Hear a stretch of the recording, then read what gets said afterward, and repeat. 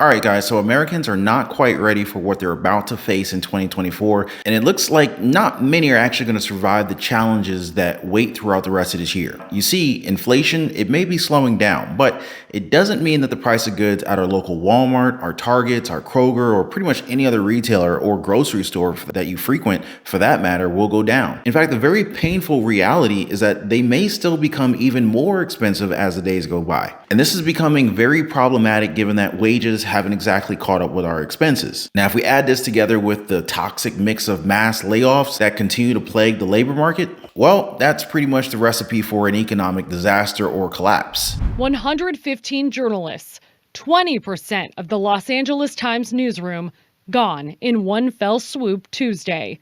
Reporters, editors, managers slashed from the roster. Journalism, especially newspaper journalism, is a calling. You get into this not because you expect to be rich, not because you expect this to create some sort of fabulous Woodward and Bernstein style career, but rather because you've got a need to go out and find stories and tell them. KTLA consumer reporter David Lazarus is a former columnist for the LA Times. He gave us a former insider's perspective. I thought it was interesting that Dr. Patrick Soon-Shiong, the owner of the LA Times, said that the paper is not in turmoil and there is a plan for recovery. And that seems to be, well, troublesome because, of course, this paper is in turmoil and there doesn't seem to be much of a plan at all. LA billionaire Dr. Patrick Soon-Shiong told the LA Times staff cuts were necessary as the company is losing $30 to $40 million a year. He says the paper lost revenue during COVID and then again during the summer of strikes. And in hindsight, Soon-Shiong is frustrated with the money and resources spent on things like podcasts and video publishing that did not generate revenue. But of course, this isn't real, right? We have to go by the narrative and the message that things are getting better and that nothing's going wrong, right? Now, some might say that this is a small number, but like I said before, people rely on these jobs. And as I said just a second ago, our expenses continue to rise. So what's going to happen to these people now? I mean, sure, the obvious is that they're going to have to look for another job, but how soon can they actually find a new job that could literally match their skills and their wages of the old job? Especially if they're getting eliminated by technology like AI or artificial intelligence, right? Now, in line with that, let's talk a little bit about Chipotle. Now, I know that sounds like a curveball, but trust me, guys, it is completely related. Check this out. Chipotle is beefing up its workforce. The Mexican chain restaurant on Wednesday said it plans to hire 19,000 workers for what it calls burrito season, the period from March to May in which demand for the savory, tortilla-wrapped meal and other menu items typically spikes.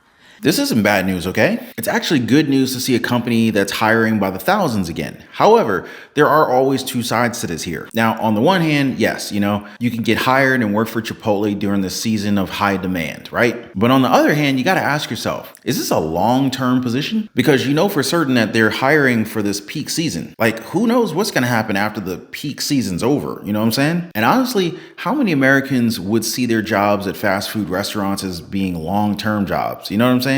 Like one that they would base their career off of and hope to retire one day off of that. People aren't going to be able to retire off of fast food jobs, guys. Unless, of course, you're the manager or an executive or C-suite level, unless you're a really high up level position within a fast food company. But if you're kind of like working in a retail store, unless you're a store manager or above, chances are, you're not going to make that much money. Now, speaking of living comfortably, did you guys know that most Americans can't afford an emergency expense of $1,000 or more? Yes, over half, more than 56% of adults here in the country said that they just don't have that kind of money right now. And a third of these people actually said that they would need to borrow money just to be able to cover these costs. The ideal emergency fund varies depending on your income. The rule of thumb is to have 3 to 6 months worth of expenses put aside just in case. So it could be everything from rent to gas and electric, your car note, anything that absolutely must be paid in order for you to continue living the way you do. But for the majority of Americans, even the bare minimum is unattainable. In a recent survey, Bankrate found 56% of adults say they could not afford a $1,000 emergency. Many say they'd either have to rely on a credit card or family member for help. It is extremely concerning. Economists say the rising cost of living is a main culprit. Now, this is unbelievably painful to hear because at the back of your mind, you gotta think like you live in the United States of America, the most powerful, richest nation in the world, right? At least that's how they brand this country. But if an emergency costs over $1,000, then you're wiped out? Really? I mean, what does that tell you? To me, it seems as if times are becoming worse for many households, most of them probably living paycheck to paycheck. There is, however, another possibility as to why this is happening to some Americans. So check this out. So Netflix recently added 13.1 million new subscribers to their platform, adding to their more than 250 million existing subscribers. Now, again, this is good news, right? I mean, it's at least good for Netflix and Netflix shareholders, right? So if you think about it, more people continue to live a lifestyle where they're using more of their time on streaming services. I mean, I get that you want to entertain yourself and get away from the real world, but the problem is that there's just not much time to waste. I think that many people underestimate how bad things have gotten with our economy, and instead of prioritizing their emergency savings, they're instead choosing to splurge on things that they don't necessarily need, and they're wasting their time. Which brings me to something that's affecting like 99% of this country.